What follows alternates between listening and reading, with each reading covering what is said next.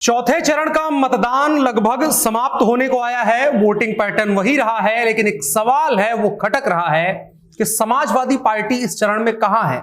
कहां है इसके स्टार प्रचारक ओम प्रकाश राजभर जैसे नेता जो पूरे प्रदेश में अपनी उपस्थिति की बात कर रहे थे, और अब जब अवध में मामला आ गया है तब तक भी ओम प्रकाश राजभर जैसे लोग नजर नहीं आ रहे हैं। क्या उनको इतना डर हो गया है कि वो अपनी सीट तक सिमट रहे हैं और सोच रहे हैं कि अपनी सीट बचा लिया जाए, कोई मतलब नहीं कि समाजवादी पार्टी कहां जीत रही है कहां नहीं जीत रही है, बस अपनी इज्जत बचाओ। और दूसरी बात कि चौथे चरण में कौन आगे निकल जाएगा, क्योंकि आधे से ज्यादा चुनाव खत्म हो जाएगा चौथे चरण के साथ, और अब तक जो लीड ले रहा है वही आगे भी लीड लेगा। यही पैटर्न रहा है, क्योंकि कहा जाता है कि पश्चिम से चुनाव चलते चलते पूर्व में आता है और अपने साथ एक इंफ्लुएंस लेकर के आता है, अपने साथ एक प्रभाव लेकर के आता है, जिसके असर में अवध के बाद पूर्वांचल और फिर पूरा पूर्वांचल वोटिंग करता है। तो माहौल किसकी तरफ दिख रहा है, चौथे चरण में इसकी चर्चा करेंगे और देखेंगे कि कहां है समाजवादी पार्टी के बड़बोले नेता और भारतीय जनता पार्टी की क्या हालचाल है चौथे चरण में। नमस्कार, मेरा नाम है अनुराग मिश्रा और यह है जनता जंक्शन शो।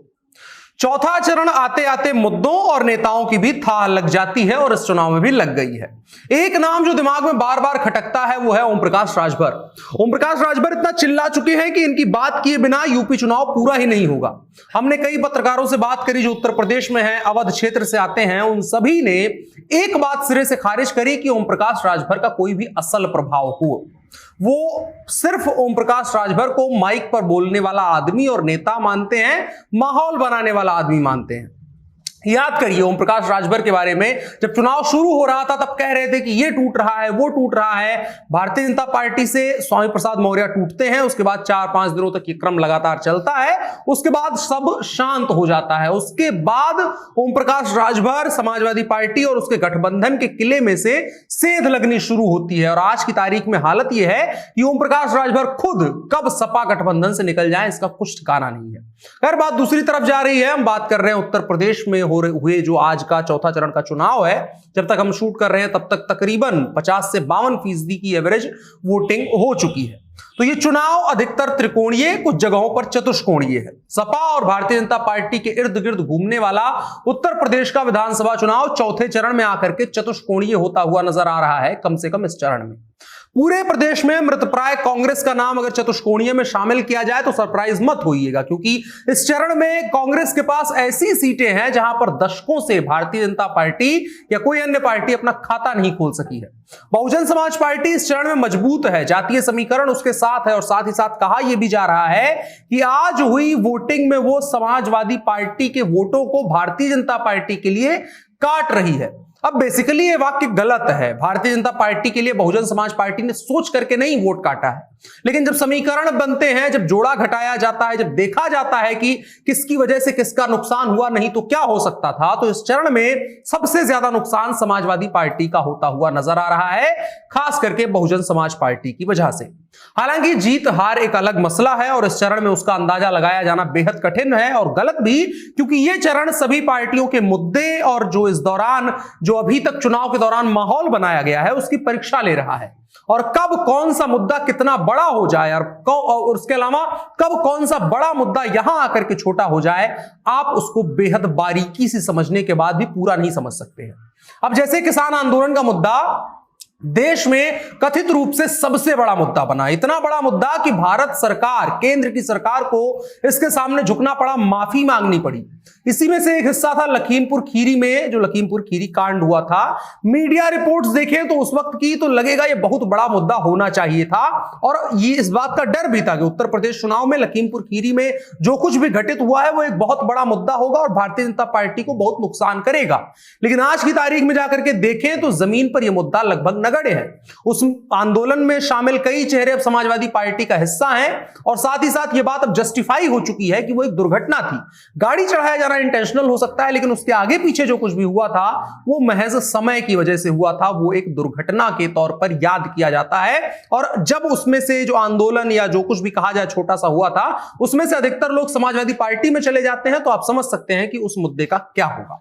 और आज की तारीख में वो मुद्दा वहां पर लगभग समाप्त हो चुका है। आप लखीमपुर खीरी जाएंगे तो इससे जितना हम बता रहे हैं उससे बेहतर ये बात आपको समझ में आएगी। इसी चरण में कुलदीप सिंह सेंगर की भी सीट आती है, उन्नाव का इलाका भी आता है। अपने समय में सबसे हाई प्रोफाइल केस बना था, भारतीय जनता पार्टी की बड़ी किरकिरी हुई थी और उसके साथ साथ कहा यह भी गया था कि एक बलात्कारी का साथ भारतीय जनता पार्टी दे रही है और बड़े लंबे वक्त तक कुलदीप सिंह सेंगर का साथ भारतीय जनता पार्टी ने चुपचाप दिया भी।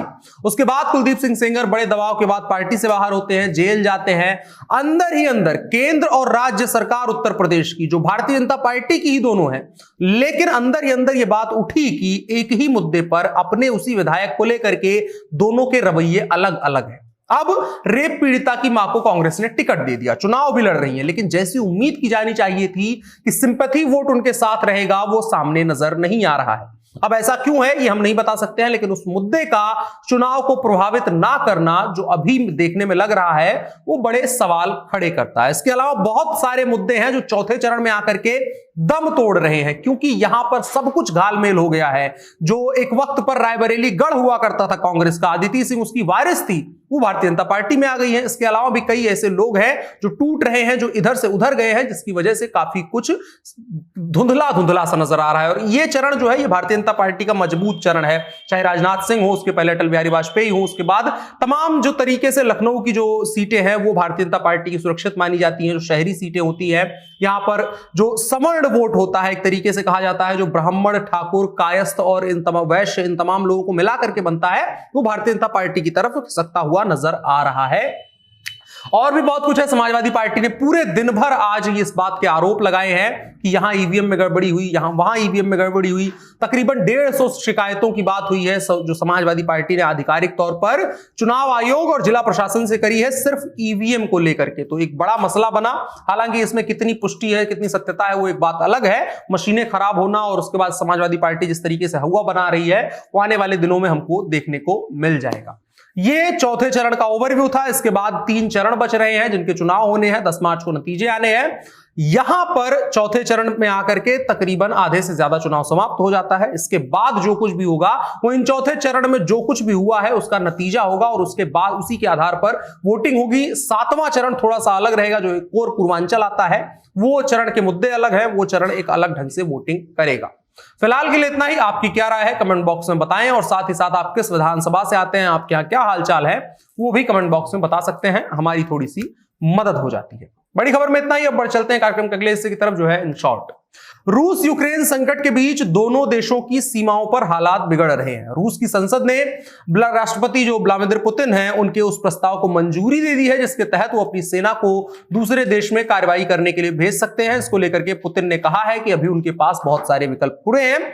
दूसरी तरफ यूक्रेन में रूस की तरफ से उठाए जा रहे इन कदमों को लेकर के बड़ा तगड़े ढंग से डर का माहौल है। इसके अलावा पश्चिमी देशों ने भी यूक्रेन का साथ देने की बात कही है, माकूल जवाब देने की बात कही है। जहां पहले जर्मनी और ब्रिटेन ने रूस के खिलाफ कड़े प्रतिबंध लगाए, तो उसके साथ साथ अमेरिकी राष्ट्रपति जो बाइडेन ने भी देश को संबोधित करते हुए रूस पर अंतरराष्ट्रीय कानून के उल्लंघन का आरोप लगाया और कहा कि रूस पर महत्वपूर्ण प्रतिबंधों की घोषणा कर दी गई है। तो एक तरीके से अब रूस के खिलाफ अन्य शक्तियां इकट्ठा हो रही हैं। क्या कुछ होगा वो देखने वाली बात होगी। इसके अलावा एक और खबर कर्नाटक से। कर्नाटक में बजरंग दल कार्यकर्ता हर्षा की हत्या के विरोध में गाजियाबाद के कस्बा कॉलोनी में मंगलवार की रात बजरंग दल कार्यकर्ताओं ने कैंडल मार्च निकाला। इस दौरान भारतीय जनता पार्टी के विधायक नंद किशोर गुर्जर ने कहा कि दोषियों को सरेआम गोली मार देनी चाहिए।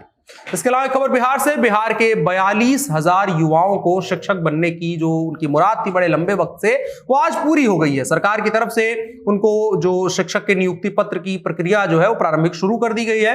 राज्य के सभी जिलों को अगले 3 दिनों में चयनित अभ्यर्थियों को नियुक्ति पत्र देने का आदेश भी दे दिया गया है। सभी अभ्यर्थियों से उनकी पसंद पूछी जा रही है, चॉइस पूछी जा रही है और उनके पसंद के स्कूलों में उनकी नियुक्ति की जा रही है। पटना के जिला शिक्षा पदाधिकारी अमित कुमार ने बताया कि नियुक्ति पत्र लेने के 30 दिनों के भीतर सभी जो अभ्यर्थी हैं उनको स्कूल ज्वाइन करना होगा, काम करना शुरू करना होगा। इसके अलावा एक खबर छत्तीसगढ़ से। छत्तीसगढ़ तेलंगाना बॉर्डर पर माओवादियों ने एक बार फिर से जमकर आतंक मचाया है।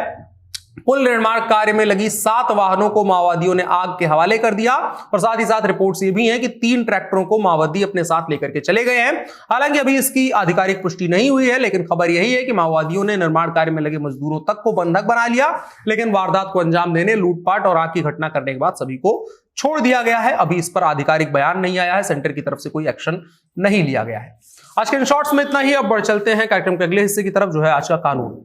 सुप्रीम कोर्ट ने स्कूली बच्चों द्वारा कक्षा 10 और कक्षा 12 के लिए जो फिजिकल यानी ऑफलाइन मोड के माध्यम से बोर्ड परीक्षा आयोजित करने के खिलाफ याचिका थी, उसको खारिज कर दिया है। न्यायमूर्ति एएम खानविलकर की अध्यक्षता वाली पीठ ने कहा कि याचिका समय से पहले थी और अनुचित थी, क्योंकि अधिकारियों को परीक्षा के नियमों और तारीखों पर फैसला करना बाकी था। इसके अलावा कोर्ट ने याचिका को खारिज करते हुए कहा कि इस तरह की याचिकाएं क्यों दायर की जा रही हैं, आप इस तरह की याचिकाएं कैसे दायर कर सकते हैं, इस तरह की याचिकाएं केवल छात्र छात्राओं को भ्रमित करती हैं। कोर्ट ने यह भी कहा कि अगर भविष्य में ऐसी याचिकाएं दायर की जाती हैं तो वो याचिकाकर्ता पर जुर्माना लगाएंगे। अदालत ने टिप्पणी की कि यह याचिका गलत और समय से पहले की गई है, अधिकारियों ने अभी तक नियम और तारीखें नहीं तय की हैं। यदि निर्णय नियमों के अनुरूप नहीं होते हैं तो चुनौती के लिए खुला है, लेकिन इस तरह से नहीं कर सकते हैं। देश भर के 15 से अधिक राज्यों के छात्रों द्वारा दायर याचिका का कल भारत के मुख्य न्यायाधीश एनवी रमन्ना के समक्ष बताया गया, उल्लेख किया गया, जिन्होंने न्यायमूर्ति एएम खानविलकर की अध्यक्षता वाली पीठ के समक्ष इसे सूचीबद्ध करने पर सहमति व्यक्त की थी। इसके बाद सुप्रीम कोर्ट की वेबसाइट पर यह दिखाया गया कि मामले को 25 फरवरी को अस्थायी रूप से सूचीबद्ध किया जाएगा। हालांकि जो सुप्रीम कोर्ट का कमेंट है उससे इतर याचिकाकर्ताओं का मानना यह है कि इस मामले को उल्लेख करना इसलिए जरूरी समझा गया क्योंकि मध्य प्रदेश राज्य में बोर्ड परीक्षाएं पहले से ही शुरू हो चुकी हैं। देश के अलग अलग हिस्सों में ऑफलाइन परीक्षा कराने को लेकर के, चाहे स्कूलों में हो चाहे कॉलेजों में हो, उसको लेकर के बड़ा विरोध प्रदर्शन हो रहा है। अभी तक उस पर कोई ऐसा साफ सुथरा निर्णय नहीं आया है जिसके बाद इस चीज को आगे बढ़ाया जा सके। आज के कानून के हिस्से में इतना ही। अब बढ़ चलते हैं कार्यक्रम के आखिरी हिस्से की तरफ, जो है नसीहत। गांधी जी की एक बहुत बढ़िया बात है जिसको सबको समझना चाहिए। उन्होंने कहा था कि पहले वो आप पर ध्यान नहीं देंगे, फिर आप पर हंसेंगे, फिर आपसे लड़ेंगे और तब आप जीत जाएंगे। जिंदगी में ये फलसफा बहुत जरूरी होता है। गांधी जी की जिंदगी का जो फलसफा था वो भी कमोबेश ऐसा ही था, उनके साथ भी ऐसा ही हुआ था। तो आप भी जिंदगी में लागू करके देखिए, कम से कम गांधी जी नहीं तो कुछ बेहतर इंसान बन सकेंगे। फिलहाल के लिए इतना ही। इस वीडियो को साझा करिएगा। आज के जनता जंक्शन शो में हमने देश और दुनिया के तमाम खबरों के बारे में बात करी। हम रोज 9 बजे इसके बारे में बात करते हैं। मेरा नाम अनुराग मिश्रा है, आप जनता जंक्शन देख रहे थे। कैमरे पर मेरे साथ ओम प्रकाश थे। शुक्रिया।